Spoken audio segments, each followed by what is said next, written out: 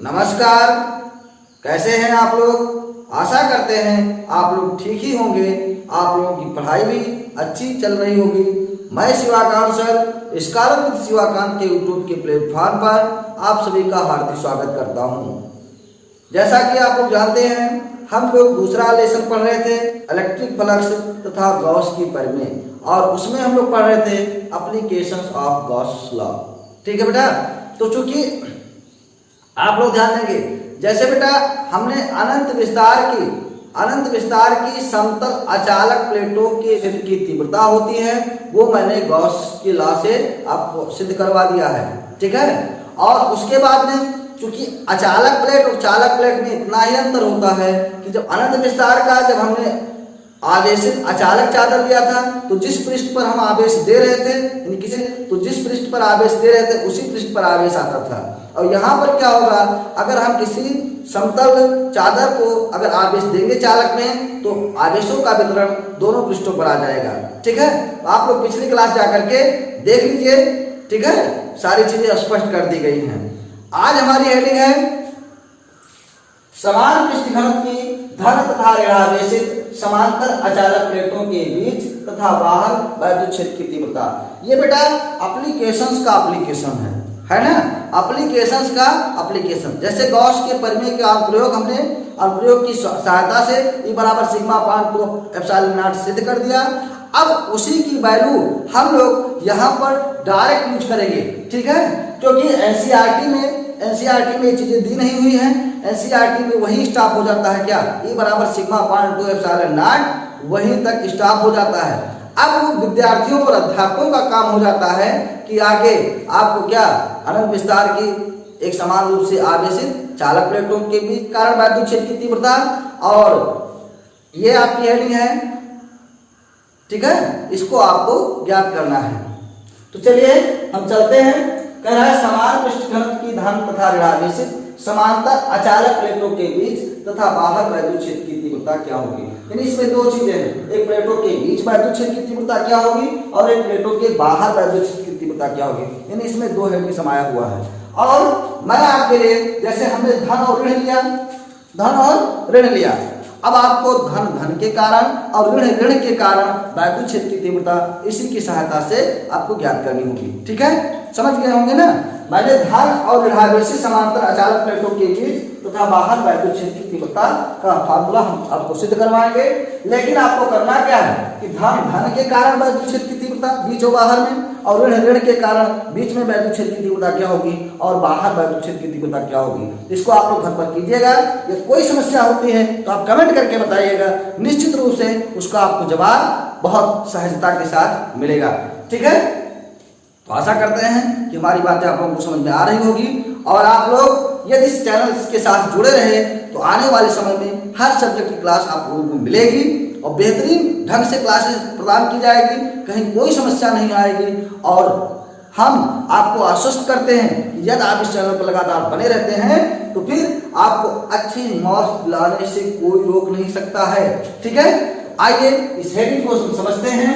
हमने बेटा क्या किया कि समान पृष्ठ घनत्व की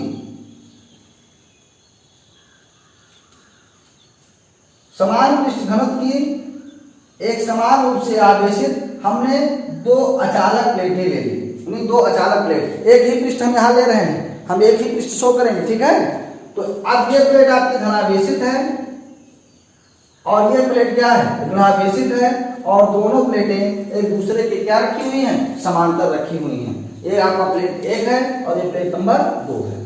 क्लियर। अब इसके बीच में वैद्युत क्षेत्र की तीव्रता क्या होगी और इसके बाहर वैद्युत क्षेत्र की तीव्रता क्या होगी। इधर भी वैद्युत क्षेत्र की तीव्रता निकाल सकते हैं, इधर भी वैद्युत क्षेत्र की तीव्रता निकाल सकते हैं। और आपके लिए घर के लिए जो होमवर्क है, जैसे मान लीजिए ये आपका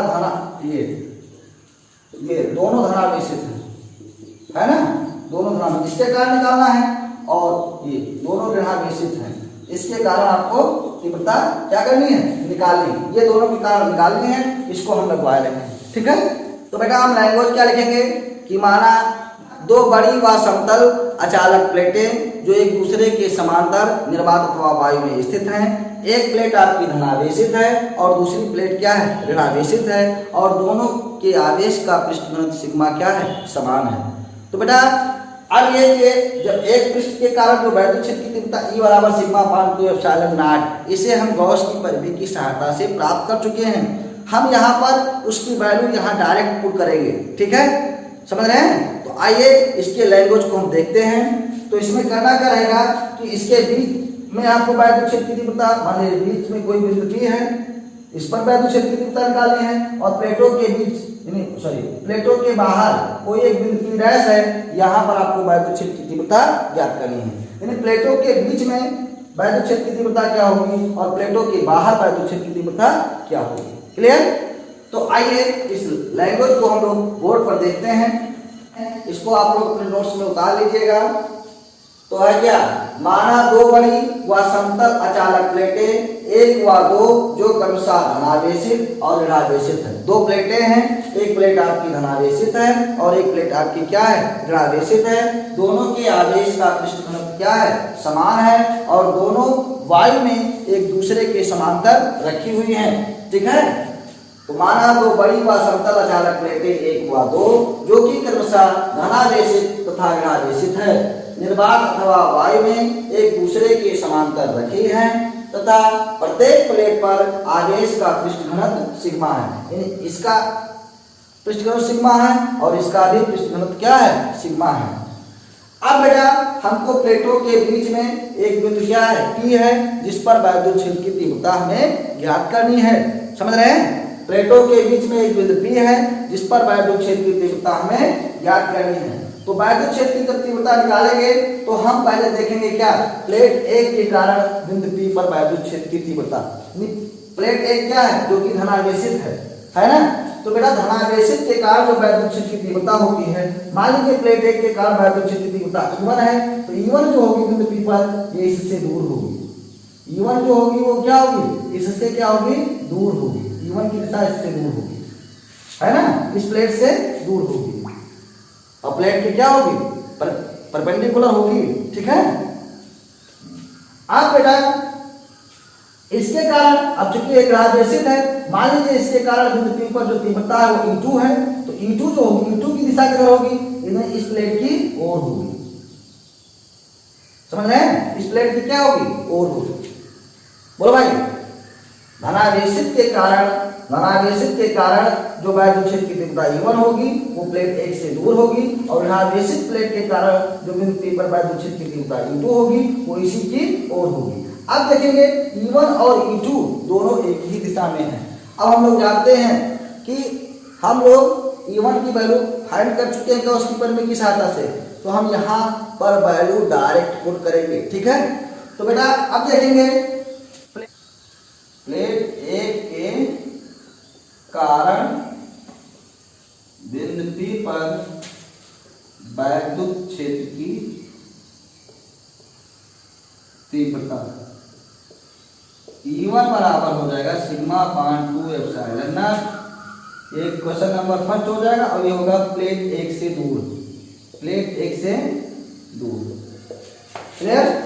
अब ऐसे देखेंगे प्लेट बेटा 2 या 2 लिख दे, बाकी सारी चीजें यही है ना।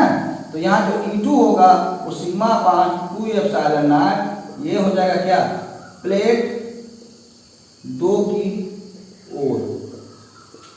अब बिंदु P पर परिणामी तीव्रता, तो बिंदु P पर परिणामी वैद्युत क्षेत्र की तीव्रता, वैद्युत क्षेत्र की तीव्रता E बराबर हो जाएगा E1 प्लस E2। तो बेटा E बराबर E1 प्लस E2 हुआ, तो E1 की value sigma upon 2 epsilon not, और ये सिग्मा अपान 2 एप्सिलॉन नॉट, तो ये हो जाएगा E बराबर 2 सिग्मा अपान 2 एप्सिलॉन नॉट। तो E बराबर आ जाएगा sigma upon epsilon not. Clear?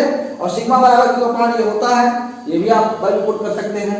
निर्वात अथवा वायु के अलावा किसी अन्य माध्यम में हो जिसका परावर्तकांक K हो, तो E बराबर हो जाएगा क्या, sigma upon K epsilon not, है ना। तो इस प्रकार से हमने क्या किया कि समान पृष्ठ घनत्व की धन और ऋणावेशित समांतर चालक प्लेटों के बीच में वैद्युत क्षेत्र की तीव्रता निकाल लिया, ठीक है। समझ रहे हैं? कोई समस्या आपको नहीं होनी चाहिए, बहुत सिंपल है, ठीक है। तो ध्यान दें बेटा, अब है प्लेटों के बाहर। बीच में हमने लिखवा दिया, फिर बाहर है। तो माना प्लेटों के बाहर, दोनों प्लेटों के बाहर एक बिंदु क्या है, P' है, जिस पर हमको वैद्युत क्षेत्र की तीव्रता निकालनी है। तो प्लेट 1 के कारण वैद्युत क्षेत्र की तीव्रता देखेंगे तो E1 होगा, और E1 जो होगा प्लेट 1 से दूर होगा। प्लेट 2 के कारण जो वैद्युत क्षेत्र की तीव्रता अगर देखनी है तो E2 होगा, और E2 इसी की ओर होगा। अब E1 और E2 की वैल्यू क्या हो जाएगी, इसको हम लोग गॉस के बदलने की सहायता से प्राप्त कर चुके हैं। तो E1 बराबर सिग्मा अपान 2 एप्सिलॉन नॉट, तो चूंकि एक बार हम प्राप्त कर चुके हैं तो उसको बार बार नहीं सिद्ध करेंगे। और E2 बराबर सिग्मा अपान 2 एप्सिलॉन नॉट। तो बेटा अब जब E की वैल्यू जब निकालेंगे, E की वैल्यू, तो E की वैल्यू हो जाएगी क्या, अब भाई E1 प्लस E2 होता है, लेकिन ये E1 की दिशा इधर है, E2 की दिशा इधर है। E1 की दिशा दूर है और E2 की दिशा की ओर है, तो इसका मतलब दोनों विपरीत दिशा में हो जाएंगी। और जब दोनों विपरीत दिशा में हो जाएंगे तो E बराबर हो जाएगा क्या, E1 माइनस E2। तो इसका मतलब ये हो जाएगा sigma upon 2 epsilon not minus sigma upon 2 epsilon not. E की वैल्यू क्या आ गई, 0 आ गई। इसका मतलब ये हुआ कि प्लेटों के बीच में तो वैद्युत क्षेत्र की तीव्रता सिग्मा अपान एप्सिलॉन नॉट प्राप्त हुआ था, लेकिन जो बाहर वैद्युत क्षेत्र की तीव्रता प्राप्त हुआ वो E बराबर 0। ठीक है, E बराबर 0। तो ध्यान देंगे। तो अब इसका यूजेस क्या है भाई, इस चीज का यूज क्या है, तो इसका यूज है बेटा कि अगर आपको किसी सीमित क्षेत्र में, यदि आपको किसी सीमित क्षेत्र में, लिमिटेड एरिया में वैद्युत क्षेत्र प्राप्त करना है तो आप इसकी सहायता से वैद्युत क्षेत्र प्राप्त कर सकते हैं। बस शर्त यह है कि जो प्लेटों का आकार हो, इनकी दूरी, इनके बीच की जो दूरी है इसकी तुलना में अधिक हो। ठीक है, इसका उपयोग यह है कि इसकी सहायता से आप क्या कर सकते हैं, सीमित क्षेत्र में वैद्युत क्षेत्र उत्पन्न कर सकते हैं। बस शर्त यह है कि जो प्लेटों का आकार हो, प्लेटों का आकार हो वो के बीच की दूरी की तुलना में अधिक हो, बड़ी हो। ठीक है, तो इस तरह से आशा करते हैं आप लोग समझ गए होंगे। ठीक है, ये समझ लीजिए एक हिसाब से न्यूमेरिकल टाइप ही है, गॉस के प्रमेय पर आधारित न्यूमेरिकल टाइप का ही ये डेरिवेशन है। ठीक है, क्योंकि एनसीईआरटी में इस चीज दे नहीं रखा है, एनसीईआरटी में आपको खुद से करना है। ठीक है, तो भाई आप लोग कमेंट करके बताइए कि क्लास कैसी लग रही है, और हम आशा करते हैं कि आप लोगों को क्लास ये अच्छी लग भी रही होगी। तो आप लोग इसे अधिक से अधिक लोगों के साथ शेयर करें, लाइक करें, और यदि आप इस चैनल पर नए हैं तो इस चैनल को सब्सक्राइब कर लें, जिससे कि मेरे लेटेस्ट क्लास की नोटिफिकेशन आपको मिल सके और आप हमारे क्लास से जल्द जुड़ सकें। तो आज के लिए बस इतना ही, इसके आगे हम लोग मिलेंगे अगले क्लास में। तब तक के लिए नमस्कार।